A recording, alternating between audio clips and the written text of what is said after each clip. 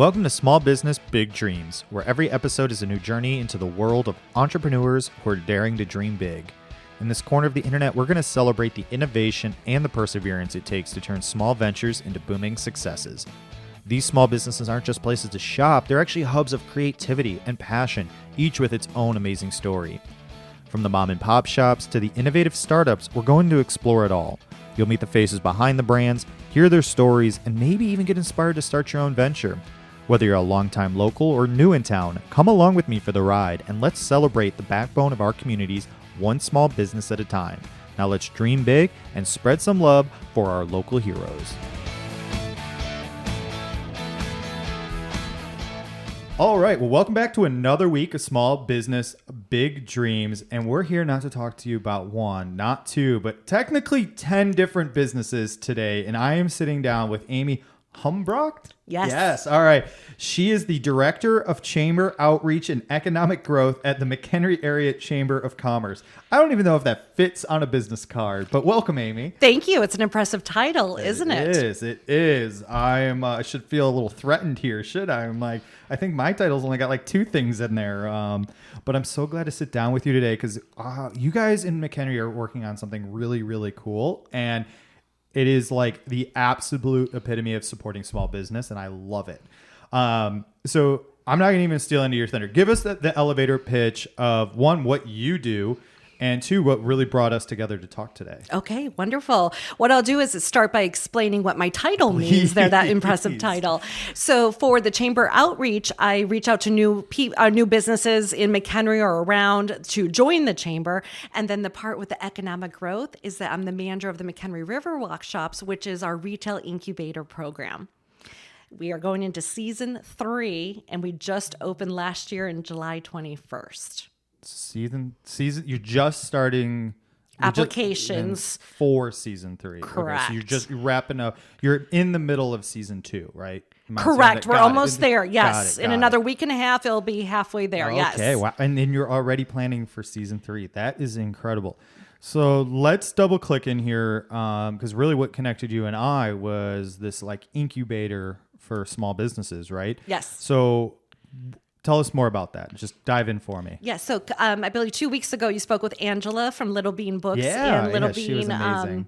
Coffee too. And she was actually one of our alumni from year 1 of the Retail Incubator program. I love that. So this is what we're doing in McHenry is we are wanting new businesses to grow. We want to activate retail in McHenry, and we're certainly doing it with this program.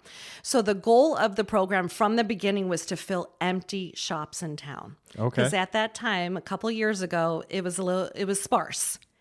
And we've actually been looking at downtown now. We have like over 40 retail places. That's amazing. Now. Because as we were building the shops last year, other businesses were moving into town. Well, yeah, because once it's kind of like a domino effect. Because people always talk about like competition is a bad thing. The competition's a great thing. The more shops you have, the more restaurants you have, people come and then, well, guess what? I'm not going to always shop here. I want to check out these shops. I don't always want to eat Mexican. Let's go to the Italian place and then I'll go back to the and they just feed off of each other. Yes. No pun intended. Right. But and it keeps building. And I love this incubator idea. So talk to me about what qualifies somebody or who would be a good component to come into these the Riverwalk shops. We actually have 3 different categories, if you will, of types of business, not types of business or their background that would be coming. Okay. So one would be someone that has a concept for an idea and they want to try it out. Okay. So like fresh, like super fresh. Right. Okay. Like the year 1, we had an inventor that she was patent pending and then she became an inventor throughout the process. So that's a really neat thing. That was hair flex extensions. So that was what she was selling was these. Yes, and she things. created the technique for it to be able to put it into the hair, and no one else was doing it. And then she got her patent while she was in the shops too. So that was just awesome. happened because that's a long process. So she's my example of that. Then the other next category, which is probably the most popular, is businesses that are online or a home-based business that wants to try a brick and mortar. Yeah. There's a lot of that, especially I think COVID started a ton of companies that way. Like either they lost their job or they're just home so much, and my little hobby is actually now turning into, maybe something that's a business. So we try it on like an Etsy or just Facebook or whatever. And now it's starting to get so real that like I've talked to even many people on this podcast where that fear of like the commitment into a brick and mortar, adding that overhead and or even understanding what goes into that. Right. And I think this sounds like a great opportunity to kind of dip that toe in the water without being overly committed to it too. You hit it on the nail on the head. That is exactly it. And I have actually, as you were saying that about coming from the pandemic and everything coming out of that, many of the businesses that we've worked with were that. Yeah. That, came as a side hustle, or, I can't do this, so I'd better, start something up, and it's grown and grown. Love that. And then our third category for eligibility for the program is existing businesses from other communities that want to try out McHenry to kind of test the market. Yeah, this one, when we were talking about this before you came on the show, I think that is the most area of opportunity in all aspects. I think it's an untapped idea because I think so many businesses, feel like you're starting to see like, that's a bad example too. I was trying to think of a good example on the fly here and I'm dropping the ball, but like they let's say they started in McHenry, right? Let's use that example. And it's like, they know the community, they're very involved, people know their name.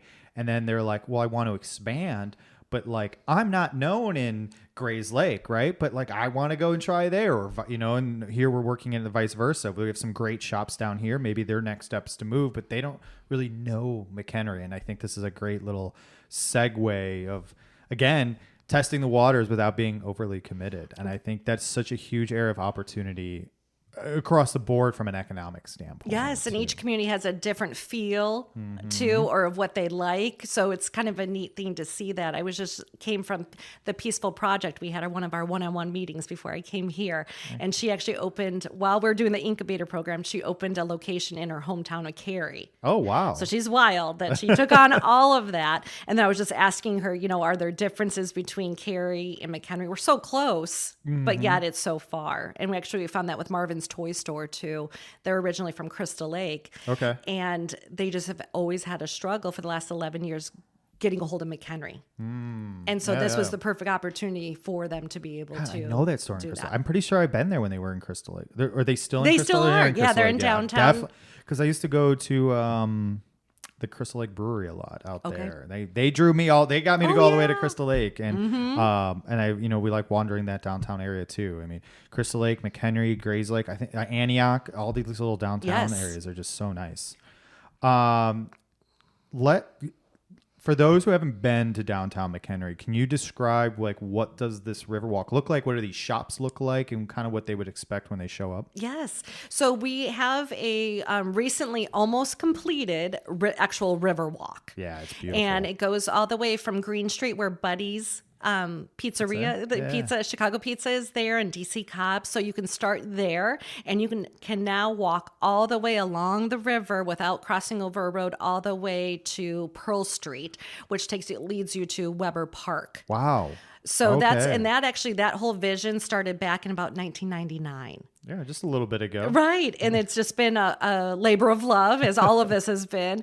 But phase 4 just was completed they still need the side rails and things like that, but they just completed that. So that vision was from has been a long time coming. And then as they were looking to do this retail incubator program and where they would do it in McHenry, and this was before I had started, they tried different areas, were looking, should we do this, should we do that? And then they decided to do it at Miller Point Park, which is right in the heart of the Riverwalk. Yeah. And it's definitely in a scenic area. It's absolutely beautiful. I tell people to be truthful, it's la la land there. It feels like you're on vacation. So, for these businesses that are coming in, it is kind of a dream world for them too. It's not exactly reality of what it would be if your own brick and mortar. Yeah, because we drive a lot of people there. So we're positioned right along Boone Creek and the Fox River. Oh, that's right there. Yeah. Yes. So we took over, it was a handicap parking lot that was at the bottom of the walkway, the bridge there, the QNAP $1 million bridge. Yeah. We're positioned there just beautifully. And then that was just going to be it. And then the city of McHenry actually stepped up the ante and renovated the whole park. And there's an amphitheater. There's a little splash pad for kids. We have permanent restrooms, which is a big deal for huge. to have that. We have our neighbors there, All Marines Retro Rental, and they rent boats, but they also have a container bar. Is there too. And then we have wonderful neighbors all around us too on Green Street and Riverside. So many shops and restaurants. Yes. Yeah. McHenry used to be known as having 3 downtowns. We had Main Street, like where Plum Garden is, there, and then Green Street. Yep. And then Riverside Drive. Well, now the Riverwalk connects two of the 3 together. Yeah, I love that. And I love the Riverwalk idea. I mean, it's such a great use of these natural kind of habitats we have around us. And like, Chicago did it to the extreme, and then just kind of seeing some of these smaller towns take advantage of that. And utilizing the water because we are lucky and fortunate to. And again, that's what this area up here is known for, so leverage it, emphasize it, and embrace it. I wanted to take a step back because I wanted to talk about you a little bit. So you seem extremely passionate about this, just a little bit, just a little bit. So what were you doing before this, and then how did you get involved with the chamber? So my background has been in retail for over 30 years, primarily with Estee Lauder companies. I did 18 years with them, like it was prison. It wasn't, but that's what I did, 18 years. Yeah, I did my time. But it was the best learning ground for retail that I could possibly have ever had.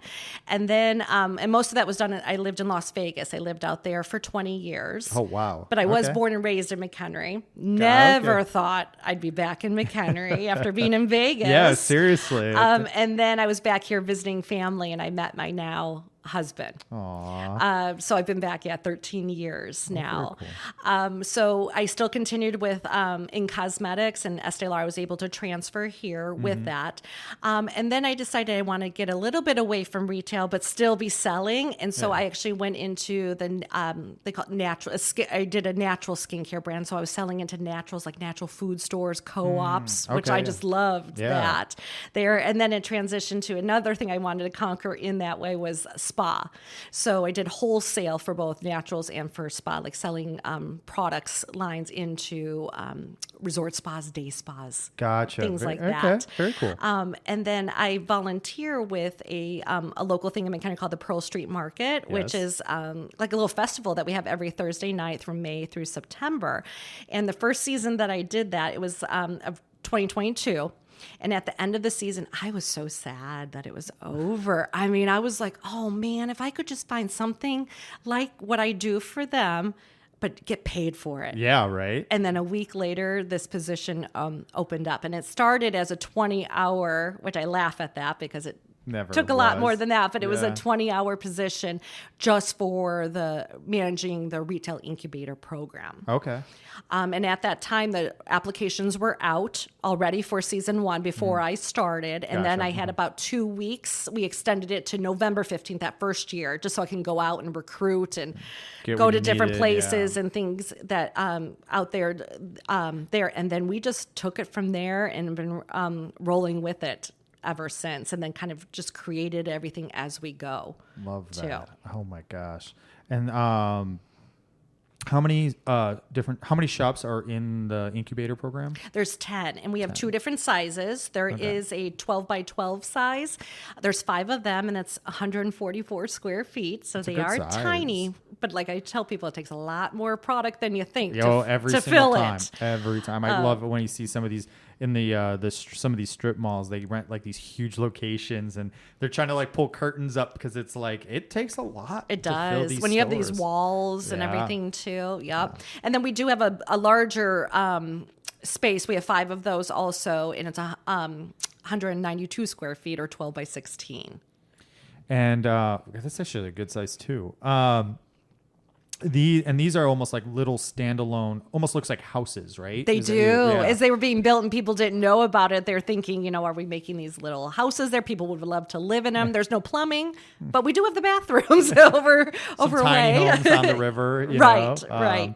Yeah, so these are all they look like houses. They're little individual shops, and they you could physically walk in them. You were telling me they've got HVAC and everything, so it's like their very own standalone store. But you guys drive traffic to them essentially for the prime time, the Friday, Saturday, Sunday, Correct. right? Right. Okay. So that is the minimum hours that they need to, so you're signing on to be open every Friday and Saturday 10 to 6 and Sunday 10 to 4.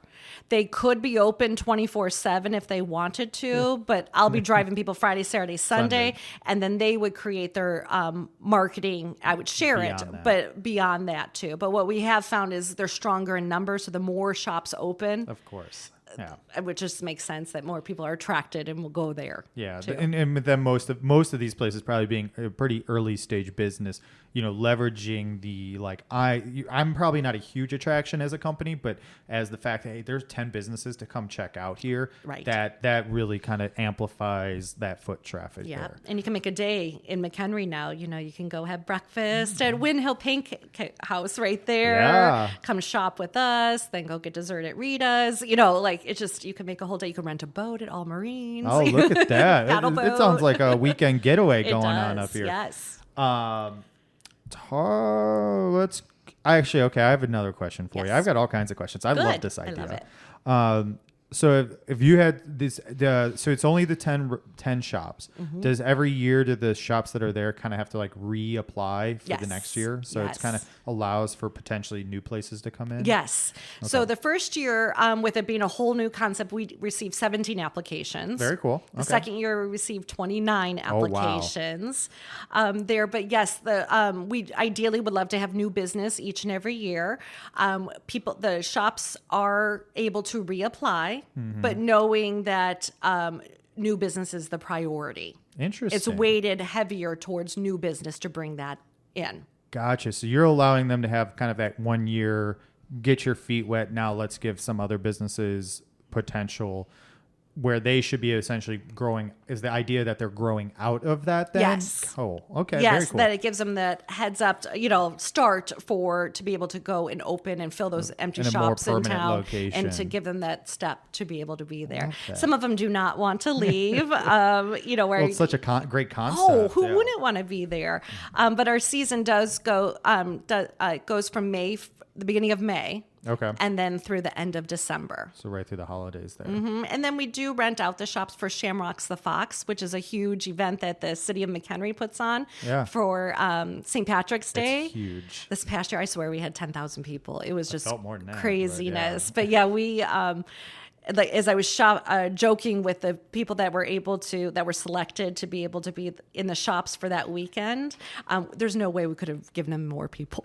it was wild. That's awesome. That's such a great problem to have when you guys do that. Yeah. I'm going to do this. I lost my train of thought.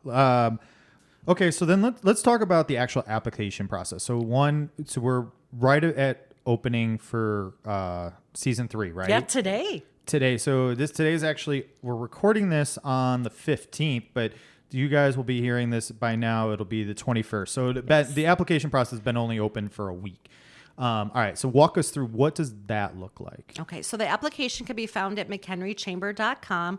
You'll see a big icon there for the Riverwalk shops. Click on there, and then you would go to vendor information, and then read all about it, and then you can fill out the application. I definitely encourage people to reach out to me, and let's have a conversation first about it, because there's some businesses that applied that it's not applicable. We've had someone where we want to rent maybe hydro bikes. Or serve hot food. Okay. Things like that just wouldn't apply in that way. But then I can also share tips and tricks to really help make your application stand out too, and see what is out there. So the applications will be open until November 1st, and we do the same timeline, August 15th to November 1st each year too. Guys, so August, September, October, so November. So 3 months. You got right. you got 90 days to get that application. Right. And I tell people it's not a race. You want to do it well. Yeah, absolutely. So my first advice to everyone is to make an appointment with the SBDC, which is the Small Business Development Center. Okay. It's a free thing to do. To set up an love that word, appointment. free. Yes. And then you can go there and they'll help you write your business plan. Oh, wow. And there's many businesses that are existing. If you've run in this with other businesses, but it's in their head. Yeah. And there is something 100%. about having it in your head, but then there's a great exercise to be able to actually put it onto paper and to get your thoughts all organized. Or the too. fact that like they don't really have a plan. Like, oh, I'm just going to figure it out. You're going to what? Wing it? I mean, there's a little bit of like, yeah, you're going to have to adjust on the fly sometimes, but you better put a plan into place, or otherwise it could be dangerous. It could be very dangerous. Right, because we'll have lots of questions to ask, and then with the application too, we really are looking for passion. Passion to a point that's professional, not sharing your whole life story about everything too. You're just keeping it there and where you want to grow. We want people that want to grow and stay in McHenry, ideally. We'll support everyone, of course, whatever they decide to do afterwards. But, of course, selfishly want them to stay in McHenry too. Well, and I think too, when you have, and I think we kind of hit on this a little bit earlier on, was the fact that, 1 or 2, 3, 4, 5, hopefully all of these end up growing into, full-time businesses in McHenry. But doing that also draws in maybe other businesses that don't even need to go through that process, right? And right. like, or, maybe they don't make the cut, but they're like, hey, you know what? I think I can do it anyway. I'm going to try brick and mortar. You still have, it sounds like some incredible resources surrounding your small business, whether they're actually going to be within the Riverwalk shop or not as well, too. Right. To make that connection between them. Yes. Yeah, that is. And so what do you guys do to like decide? Like, is there a panel decision? Is there an individual that kind of goes through these? Who's the deciding factor on what 10 get to be picked? Because it sounds like every year you guys are going to get more and more of these businesses coming your way. There's a committee and it's actually a couple of different processes. So our first thing, once we have all the applications, we're going to go through them, and then we actually pick 7 individuals to do a rubric grading. And it's kind of neat how we pick who it's going to be. They're actually different members of the community. So there is a chamber staff member, there's a chamber board member, and a chamber member. There's a community member. There's a someone that works for the city, usually from the economic development, since they're our partners. Makes sense. And then we also have always partnered with the high school. So we have a high school teacher who actually teaches an incubator program there, and then she selects a student each year to also then go through the rubric jury. That's with so us. cool. I love that. Yeah, so we do that, and that narrows down to see who has the top scores there. That will determine if they're going to go to the next phase, and that will then be a pitch that they do with the business comes and pitches. They to you, come like, and pitch to us. Them. Yeah, we Shark Tank them, but boy, we no pressure. What we try to do to make it a little bit easier, because I know that can be quite nerve wracking. You can have a great idea, but you could fumble on that, and so we try to make them feel comfortable. And we it's just 2 of us that are there, and then we record it for the rest of the committee too. But it's with Molly, our president of the chamber, and myself. Very that cool. We do so that seems a little less intimidating. Yes, yeah, exactly. Versus 7 people, stand in front of them and go. Right. But it's a really a neat process to see when their pitches, when all that comes down, and then the committee meets after that, and we discuss it. And there's so many factors that we look into. Is this a viable business? Could it survive outside of the Riverwalk shops? Is there a need for it in McHenry? Like Angela with the bookstore. Yeah. That was a goal we had, was to get a bookstore in McHenry. Yeah, absolutely. So there's so many different things there. We also look at other businesses that we want to protect, businesses that are very close by too, and not just bring in the exact same thing as something that's 3 doors down. Yeah, absolutely. Too. Yep. And then we'll decide, and the person will, the people that will go forward and be in the 2025 season, shop owners, we let them know by mid-December. Oh, so you guys do that pretty quick. Yeah, and it's about 6 weeks that we go through that process, and then we start in January with the shop owners, and then we do part of the incubator program that's really important is that we do workshops, discussion groups, mentoring, group meetings, cohort meetings, all the way from January through April as we're ramping up for the seasons. We're meeting every 2 weeks. Oh, wow. Yeah, so it creates this cohort among the shop owners that is just kind of magical, because you'll see them giving advice to each other, and it's so heartfelt, and everyone looking out for each other, and hey, have you thought about this? And some great discussions and ideas have come from that. But some different topics that we do during those classes, we actually customize it to the group we have each year. But topics that I think come up every year is figuring out who is your ideal client, doing target market, coming up with a market strategy, merchandising, social media tips and tricks. We bring back the SBDC, and then they talk about cash flow, hiring people, sales tax. We partner with Porty Brown, who does right at the end, right after tax season, that last class we do with Porty Brown, and then they talk about the fun stuff of bookkeeping and taxes. Yeah, the stuff we really love about in a business. Yes. Absolutely. I'm going to ask out of curiosity if it is a top secret thing, but what are some of the things you might see on the rubric that you guys use to kind of grade these businesses? Yeah, good question. So I have my little cheat sheet. I'll look here that I can tell all you good. here. Yeah. So we're looking for business readiness. Okay. So we're asking, does the brand have a logo? These are the top of the rubric are questions that are black and white. Basically, do you have a logo? Yes or no? Okay. Kind of thing. Do you have a business plan? Yes or no? Okay. Do you have an online presence? When we say what the business plan, and of course we encourage you to do that, it's not a make or break if you don't have a business plan. We actually, during our classes, we will go back and visit that. And even though some people, when they get really excited to do their business plan, they'll do a 20-page business plan. Oh boy, calm down. So, I mean, which is great. I mean, it's a lot of reading to go through, and I'll read all of it, and so will the rubric jury too. But during our classes, when we actually start up, we actually do an exercise and have them do a 1-page business plan, because we find that it'll be much easier to go back and update a 1-pager as opposed to a 20-pager. And a business plan is a fluid document that is always ever changing. 100%. It's neat to see their business plan that they thought it was back last October, November, and then now to the reality. Yeah. Is it who you thought it was going to be? In some cases, yes. In some cases, they were totally surprised. Yeah.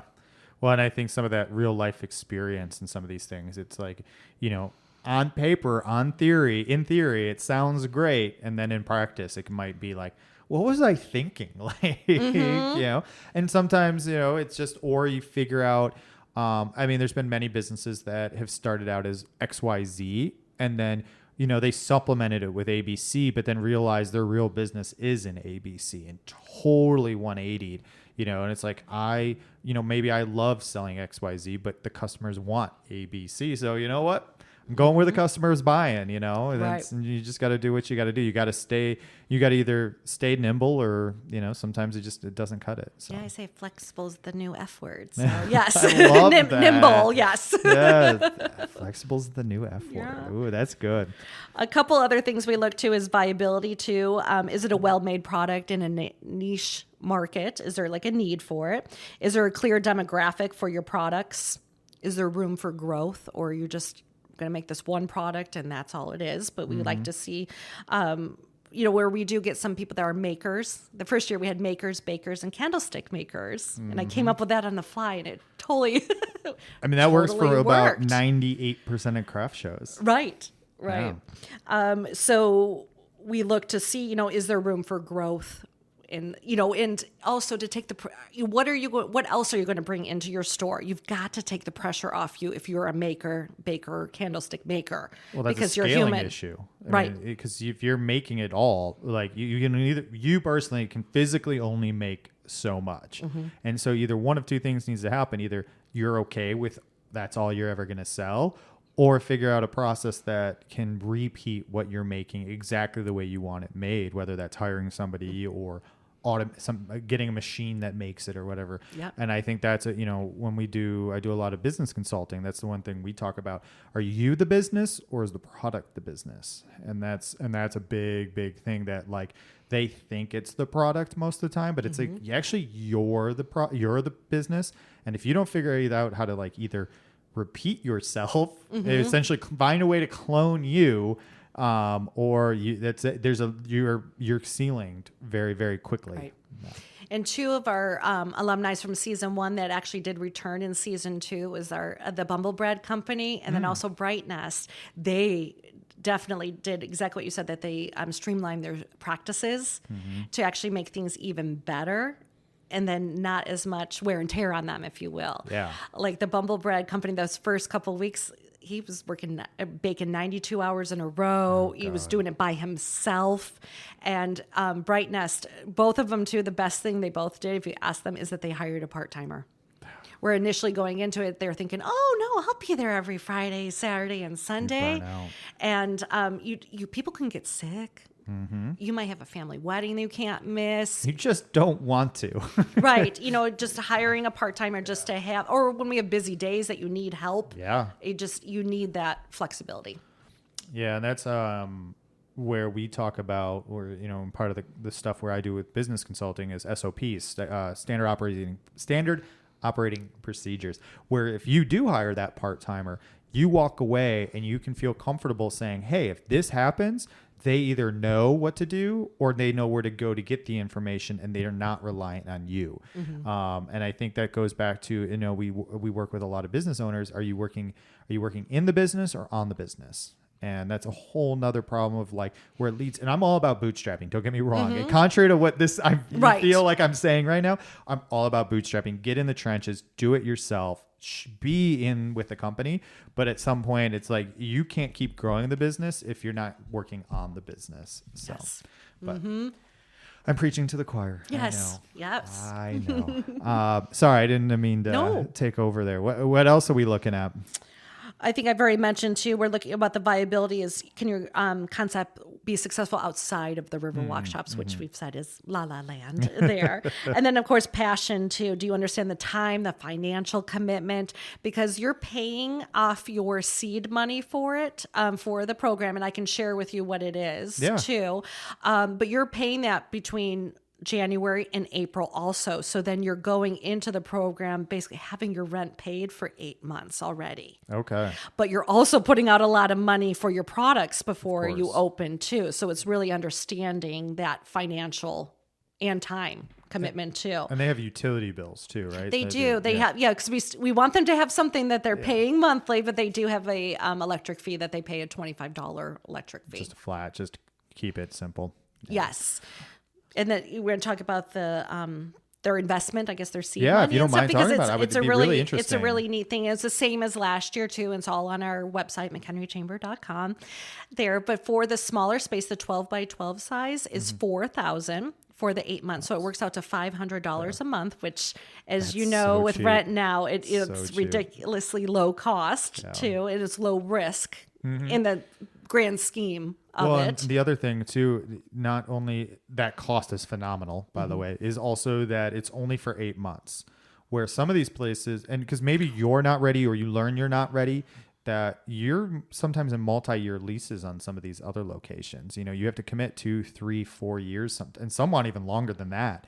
And then that's where it can get scary too. Well, yeah, and a thing that people find out is, do you even like retail? Because working retail is a different beast than people probably don't realize with it. So it's a great way to try it. Customer's not always right, but in retail, man, it makes it very difficult. Yeah. And then our larger size, the 12 by 16 size, is $4,750, so $4,750, and that works out to about $592.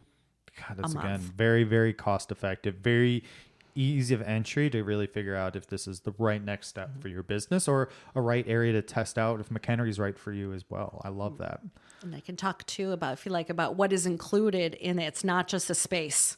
Oh, okay. All right. Well, what else is in it other than our little house on the river? Yeah. So we help you with marketing. So I've shared with you how I help to drive people there Friday, Saturday, and Sunday. And something that was kind of an epiphany from this year, because we're still learning as we go. Of course. When I do marketing, I'm going out to the masses. Come one, come all to the Riverwalk shops.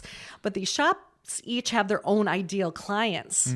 Where the magic happens is when I'm driving the bus to get people there, they're driving the bus to bring their ideal clients to us too. So something that was very interesting was an epiphany. It made sense to me. It was like, oh yeah, that's you can't don't just rely on my marketing. Oh, I would hope not. I mean, one, it's good practice for them, but again, it's a win-win for everybody because even your business and one of the other 10 may have actually the same clientele. You might be selling 2 different products, right? One might be bread and one might be soap, right? Like I'm not mixing the 2 together, but I'm going to buy both, but maybe it's the same customer who wants both. Right. And if your guys, and that's what goes back to where everybody's helping everybody essentially, like having that kind of conglomerate of businesses together really will help feed each other pun intended. I'm gonna just stop with all the puns Making me today. hungry. Yeah, hungry. I It's think all I around might be hungry. food. I just actually went. Yes. I was at the Grays Lake Farmers Market, and I just picked up a bunch of bread, and I'm like dying to get some. We got some focaccia. I think garlic something. It sounded so good. That's where Danny from the Bumble Bread Company started his business in the Grays- fall of 21. Yeah. in Grays Lake. Oh, I knew that name sounded familiar. Okay, so I'm not crazy. No, Okay. not at all. That he was not. He gave up the Pearl Street Market. He was not giving up Grays Lake there, but he realized the first year he was trying to do both too, and then realized, okay, I shouldn't be doing as much markets. That I need to focus. Sorry, I derailed us a bit. So marketing obviously is a big thing that comes included with signing up for this, right? It's the incubator. And when you say you're out there marketing for this, what does that look like? What are you doing for that? That I'm creating posts for social media, getting the word out there as wherever I can, anywhere. Like this opportunity with you, I just jump on to be able to do example, this. Yes. Getting on a podcast and talking about it. I'm doing everything I can to get the word out because, like you've said, it was my baby. I am so passionate about because everything aspect is just so cool. And my intentions in life, I figured out, I don't know if you've ever done the Enneagram. Oh, I'm a 3 with a wing 7, I think. We do this like our leadership at my day job. We're really big on the Enneagram. Oh, I love that because I think every business should do it to really understand other people. I'm a 2. I'm a helper. Yeah, then I'm definitely a 3 then because I think it's the achiever. Yes, yeah, I think that is. I'm yeah, a 3. But I think it's so neat because the whole Enneagram teaches you why you are the way you are and what your intention is too. So this whole project fills that need for me to be able to help others. But so what else is included with the program is mentorship. I'm there holding your hand through a lot of it too, and just a call away or a step away there as we go through everything. And then also with Molly from the chamber, she also helps with it. And then we do bring in some other people to be able that are experts in their fields to be able to help too. So there's the mentorship, and then we're bonded for life now. Education, I shared that with you too, that we do customize the classes, but there's a lot of education there. They also become a chamber member, so they're able to take advantage of all the benefits of being a part of the chamber too. So which offers like low cost advertising, networking opportunities, different sponsorships, volunteering for different fun events. And it's a great way to be able to network in an easy way. I love that. Yeah, I think the chamber I've been involved. I'm obviously for obvious reasons I'm more involved. I'm in Grays Lake Chamber, but I think the networking piece is so underrated in any chamber, and I think what ends up happening and why one of the reasons I started the podcast is so many businesses don't realize that other businesses are going through the same problems. Great. How can let's talk about it. Like you're not alone, and it's okay to talk to other businesses about it. Like. Not everybody is against you. Not everyone's trying to take your customers. Not everyone wants you to don't want you to go out of business. There is a huge piece of we are all learning, or we've been through it and we've learned something. Let me share that with you. And I think sometimes people are just a little bit fearful of talking about it. And it's like, come on, peel those onion layers back. Let's go. Give me the spiel. I'm going to help you out here. Like, just listen. And you can take it with a grain of salt, but at least hear it out, And that's kind of what we do amongst our cohort, just of the shop owners and myself and everything too, where they just get going and they support each other in that way. And then the chamber, it reminds me of a session they do every month is meeting of the minds. Okay. So it's entrepreneurs. You will love this. It's entrepreneurs coming together. They might be just by themselves, or they just run the business. And then they'll talk about, maybe they write down a piece of paper what they're, what's going on with them that they need help with. They pick it out, and then they just start giving each other advice in a caring way of, have you thought about this? Yeah. In this way? Because sometimes there's people that think completely different than you, and it's like, oh, I never thought about that. Well, and I think the big thing, I talk about a lot on this podcast. You don't know what you don't know, right? So it's not even, you might not even know the right question to ask because you don't even know that system, that thing, that opportunity even exists. And, and it's like, until you surround yourself with people that have been there, done that maybe then you can learn or get exposed to or have an opportunity to learn those things that you don't even know that are I'm using a lot of pronouns in there. So if you're picking up on what I'm putting down, you don't know what you don't know. So talk to people, network. It's good. It's healthy. Right. Yes.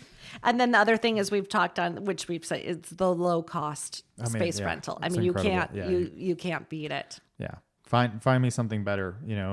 And I think, I guess my question for you, do you, as a devil's advocate, do you guys kind of prepare the shop owners in the fact that, I don't want to call it like a false positive, but because of how the system, this incubator is built, that it could potentially be a totally different vibe going from, I did a year at the incubator and then went and opened my own storefront, that because the way the traffic is built, the way, oh, great, my revenue is absolutely amazing. I never thought I could do these numbers.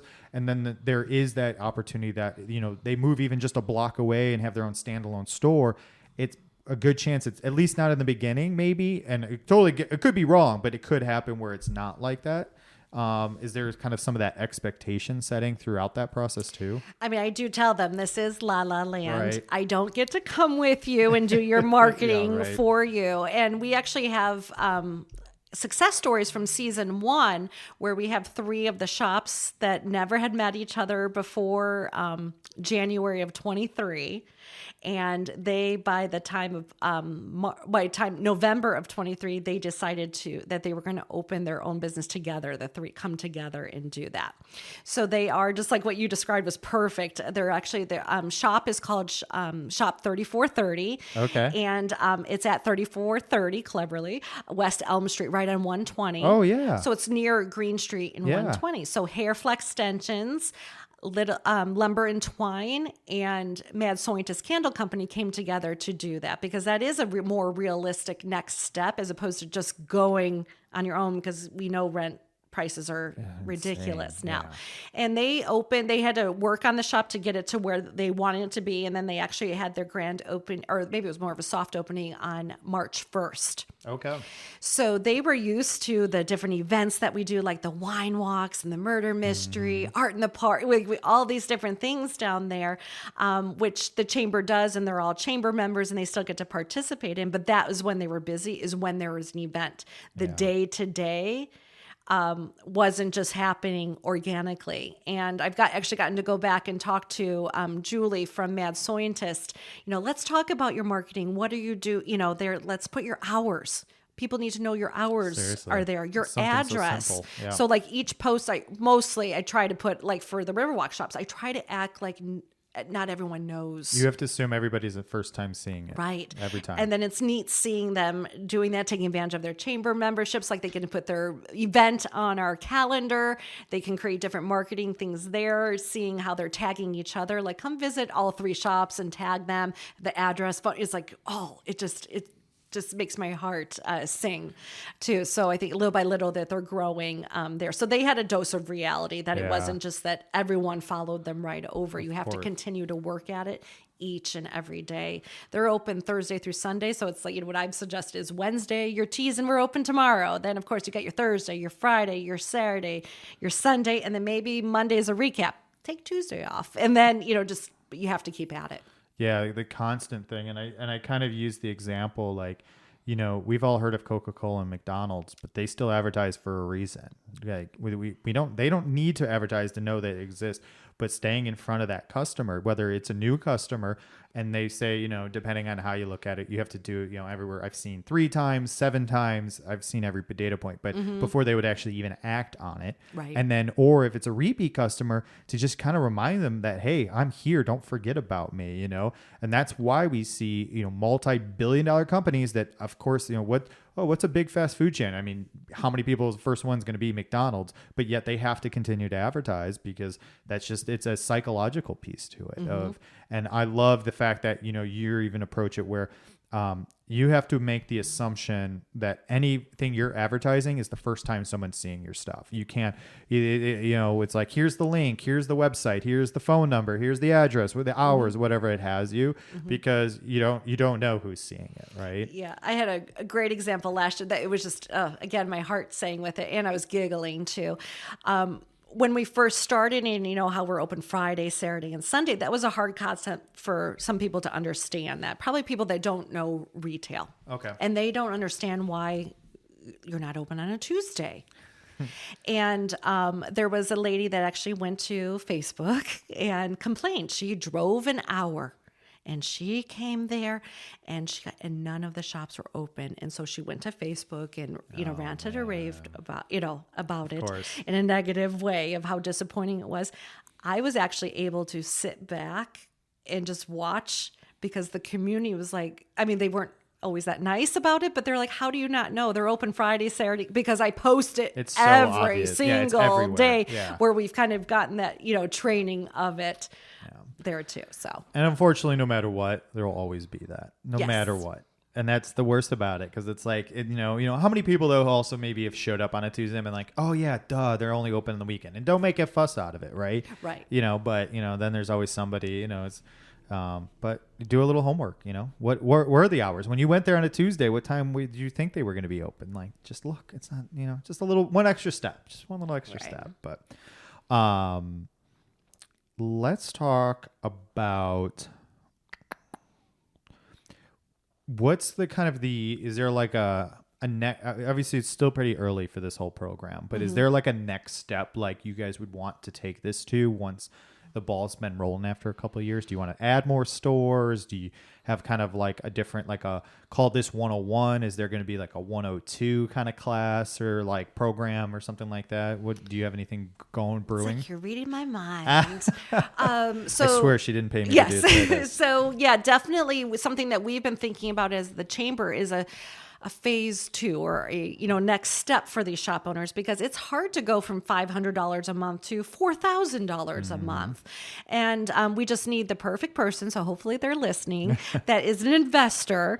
We have some different strip malls in town that are dead, no one is in. We had the great vision, but we need that unique person that wants to invest in it. Is there a place where they could create a 10 different shops that are inside, just create 4 walls and a door for 10 businesses and be a rent that's maybe $800 a month or something like that. So that's something that we have thought about. And we're actually meeting in 2 weeks too with the committee to try and just brainstorm different ideas.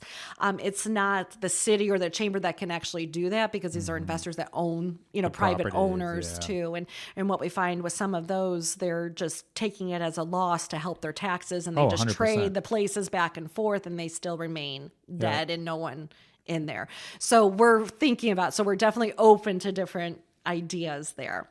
Now, I shared with you the different classes that we offer throughout. That's part of the Retail Incubator program. We've thought about people that are already existing retail or thinking about, or maybe they didn't get in this season, that we're looking at like in February and March to actually do like maybe a 6-week boot camp of actually teaching those classes to people that want to learn more about it, that aren't necessarily part of the Retail Incubator program. They either want to use it for their already existing business, or that wants to help set them up to apply the next year and get in too. And are you guys limiting that to McHenry-based companies? No. Oh, okay. No. Interesting. Very cool. Yeah, and we've got some great testimonies out there that Atico Coffee and Tea, I loved his quote that he says, the money that they paid for the seed money for the program, just the classes alone were worth that money, let alone the rent. That's a huge compliment to us that we're hitting what they need to learn. Oh, absolutely. And even those people that came back a second year, they were learning still right around. It wasn't like it was repeat, we're doing this again kind of thing. We just keep upping our ante as we go. And they were fully engaged in learning and walking away with even more knowledge. That's incredible. I love that. I mean, that empowering the small businesses, that's why I do this. That's why you do what you do. And I'm so glad we get to combine forces on this. Yes. And, yes. My personal goal, have you heard of Keithley? Do you know the Keithley effect? I think you shared with me. Oh, did I talk to you about this? Someone else did recently. Maybe me. Yeah. Because I was like, everyone asked me like, what's my goal of the podcast? And I don't to say I ever wrote down a mission or a true goal, but you didn't make a business plan? Well, it's not a business. I'm not making money off this. I'm doing this for the love of small business. Yes. But to give a better explanation, because I do get asked this a lot now, especially, it's called the Keith Lee effect. So they give you the backstory on Keith Lee. Keith Lee went viral on TikTok, I believe is where it started. And he would just sit in his house. He's from Las Vegas. And he would eat local restaurants and just review them. And he would have 50 followers and just whatever. And he'd just keep doing it week after week after week after week. And then eventually he went viral and then now has millions of followers. And then he goes and finds these small mom and pop restaurants, eats and gets an honest review. And if he gets a positive review, what happens is the Keith Lee effect. Thousands of people show up overnight to these restaurants and make them more successful than they've ever been. He was just in Chicago for the first time and all of this. And it's that's what I want to be able to do for small businesses. Obviously, I'm not reviewing food, but I'm coming in and sharing their stories, right? And it's some of them may be struggling. Some of them may be living paycheck to paycheck. Some of them, are just not sure which way to go, but hopefully here, the podcast either connects them with the right people, brings them a ton of customers, just something that help take it to that next level for them and kind of be a mini Keith Lee. I love that.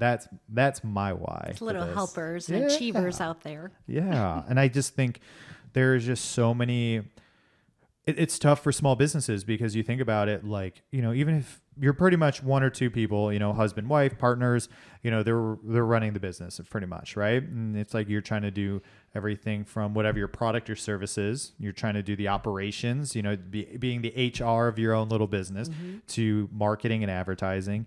And so usually these owners they're really strong in one area and not so much in another, or they do not know how to time, which is the most expensive commodity that we have, on how to divvy up that time properly that you can't lose sight. No one's going to walk in your store and buy your product unless you do advertise and market. It's not Field of Dreams here. It's not if you build it, they will come. You need to let them know it's there and advertise for it and get in front of their faces. Or, it comes the operations side of it, doing your taxes right so Uncle Sam doesn't come and get you. Are you profitable? I love data. I am obsessed with data. My day job, I look at data, I examine data, I operate not solely within the fact of data, but it really influences my decisions because that's where the proof's in the pudding, right?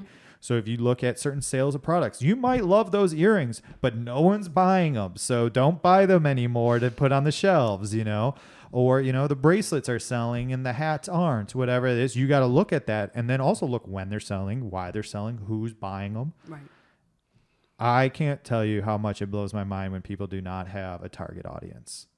It's you don't. Everyone. Yeah. Everyone's got money. Everyone can buy it.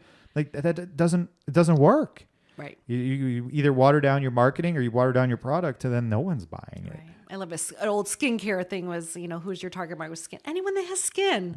Oh, man. Yeah. So, and we still get, people that will feel, and it's neat to get them to narrow down. We do a funnel effect of, just narrow down to who it is, to find, their ideal market to target to. Yeah. I bet you know it off the top of the head, the current 10 businesses in... Oh, I sure do. I'm do you want it numeric or you want it alphabetical? Reverse. Okay. Oh, I probably could do it. You want to rattle off some names? Yes, I'll go by numbers where they're at as I see them in my mind. Number one, because they're units and they have a number on them. So number one is the Peaceful Project, and she specializes in puzzles, toys, Legos, and creates a safe environment for everyone to come and play. I love too. That. She even works with people who have sensory issues and stuff too. So it's kind of a neat twist on that. And then I heard next door neighbor is Danny from the Bumble Bread Company. Yes, I love the Bumble Bread. Oh, it's so good. Well, it's funny you were saying about the different products. He doesn't like olives, and I've been begging him for 3 years to make olive bread.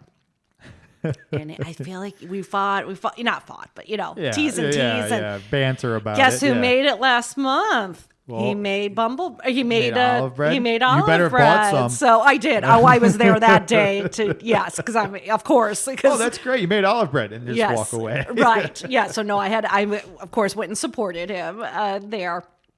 Then we have in space 3, we have Kest Jewelry, and they do permanent jewelry, which is really popular too. That's blowing up. Yeah, my and they're wife's super into that. Yeah, and then they also were a wild one, like Jess from the Peaceful Project, Irandi and Luxury from Kest Jewelry. They opened a location while we were going through the classes at the beginning of the year. They opened a location in Crystal Lake where they're from too. Okay. So they're doing double duty too. Yeah, that is. And, but they're wild and they want to do it and they're passionate about it. Number 4, we have Atico Coffee and Tea. Yes. And then number 5, we have Preserved Peculiarities. So it's an oddities. And Lori likes to call herself, she's the resident weirdo there.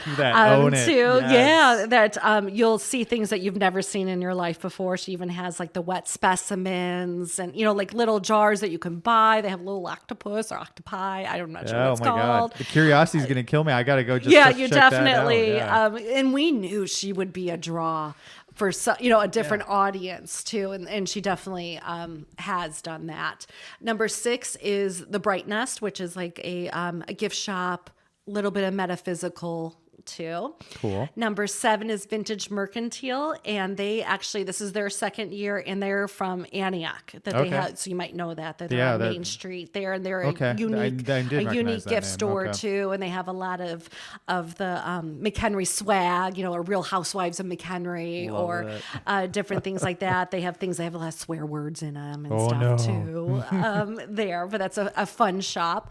Then next to them is Marvin's Toy Store. No Marvin's, yes. Yes. And then next to them, number 9 is Edge Designs. And Crystal, she makes custom frames and different furniture, and primarily in the color black. Ooh, so you're talking my color right there. I mean, look at you. You're head to toe. Yeah. So she has fun signs with sayings and things like that she does. Love it. And then next to them is Patina Wine Shop. And that was something that I was feeling for this past season as I go out and recruit and I look for businesses. My goal was a toy store and a wine shop for season 2. And we got both of it. We actually got 2 toy stores, different from each other, but very much complement each other. But that's so awesome. And of course, you had no problem. She rattled those off without even trying. And then the wine shop's great because a couple wine glasses, guess what? I'm probably just going to buy a little bit more, Right. And they actually have 2 wine bars, one in Park Ridge.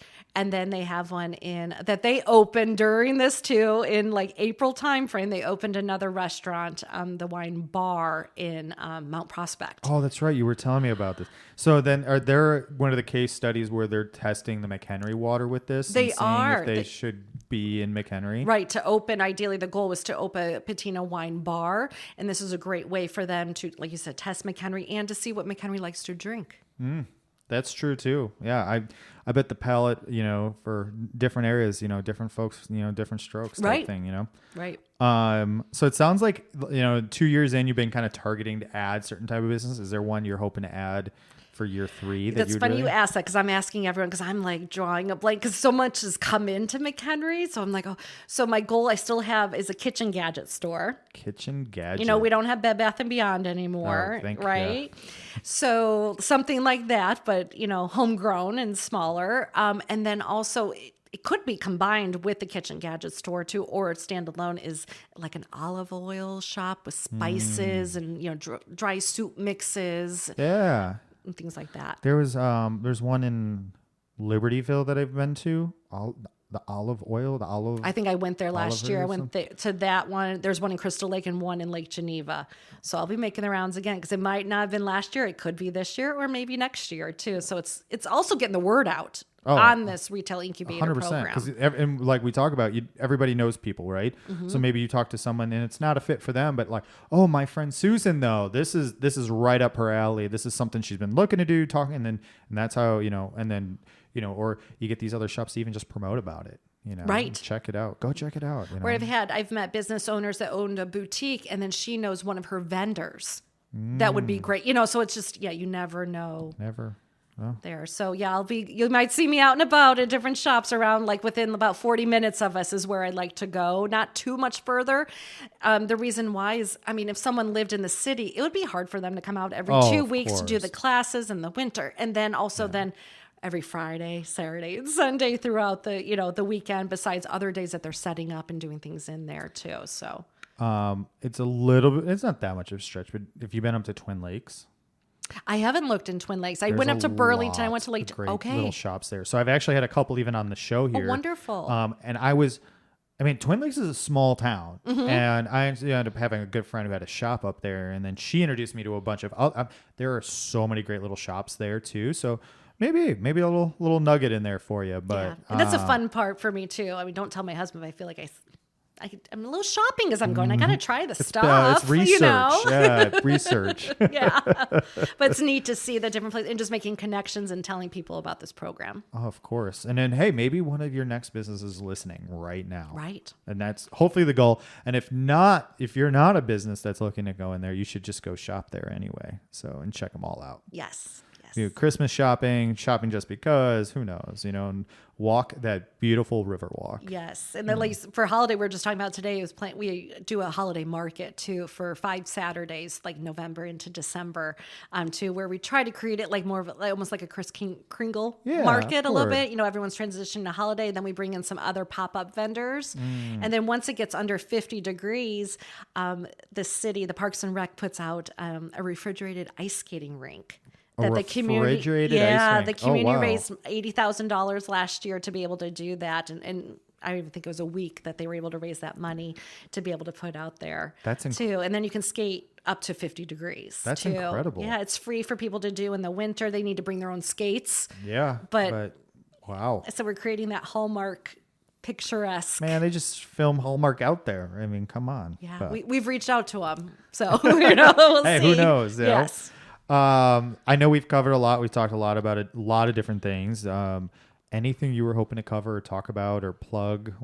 This is all for you. This is your time to shine. Yeah, I think, please reach out to me at amy@McHenryChamber.com to set up a time if you want to talk more about it.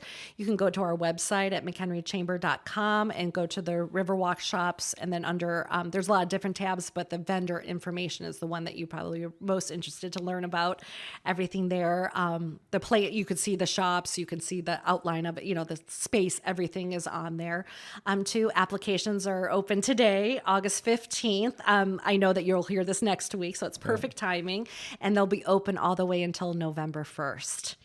Well, that's amazing. And then just make sure no one caught it, what are the hours for the shops? I love that you said that. Friday and Saturday, 10 to 6, and Sunday, 10 to 4.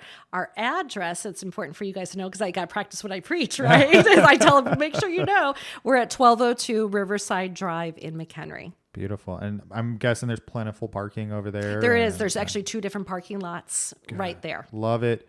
Well, Amy, it has been an absolute pleasure talking with you today. You guys, I am so excited about this program. I'm so glad I found out about it. If you have a business that you think you're ready to take that next step or want to try it out, talk to Amy. I think this is a great opportunity at the right cost, even just for the educational piece of it. And if that's not for you, get out there and spend some money and support small, shop small. And until next time, goodbye for now. Thanks, Eric. And that wraps up another episode of Small Business Big Dreams. Thank you for joining us. Please support us and these incredible small businesses by sharing this podcast with friends, family, and on your social networks. Spreading the word not just helps us grow, but more importantly supports the dreams of our local entrepreneurs. Don't forget to subscribe to our podcast on your favorite platform. But if you have a small business we should hear about, reach out to us on social media or our website. We would love to hear from you. Until next week, I'm your host, Eric Bohl. Keep supporting small businesses, and goodbye for now.